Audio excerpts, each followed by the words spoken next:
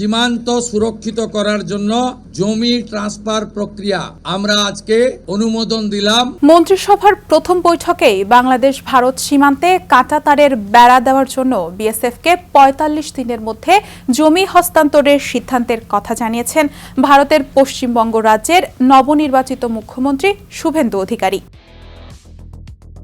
তার এই সিদ্ধান্ত দুই দেশের সম্পর্ককে প্রভাব ফেলবে কিনা মঙ্গলবার এমন প্রশ্নে দেশটির পররাষ্ট্র মন্ত্রণালয়ের মুখপাত্র রণধীর জয়সওয়াল বলেন, সীমান্তের নিরাপত্তা রক্ষা আমাদের অগ্রাধিকার। এই সিদ্ধান্ত আমরা সেই দৃষ্টিভঙ্গিতেই দেখি। বাংলাদেশ ভারত সম্পর্ক নিয়ে জয়সওয়াল বলেন, আমরা ইতোমধ্যে ইঙ্গিত দিয়েছি দ্বিপাক্ষীয় সম্পর্ককে ভারত ইতিবাচক করে তুলতে চাই, ইতিবাচক দৃষ্টিতে দেখতে চাই। সেই মনোভাবের বদল হয়নি।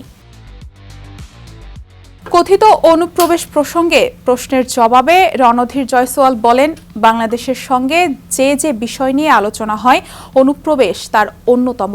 ভারতে অবৈধভাবে বসবাস করছে এমন ২,৮৬০ জনের বেশি মানুষের নাগরিকত্ব যাচাইয়ের জন্য বাংলাদেশকে অনেক আগে অনুরোধ করা হয়েছে।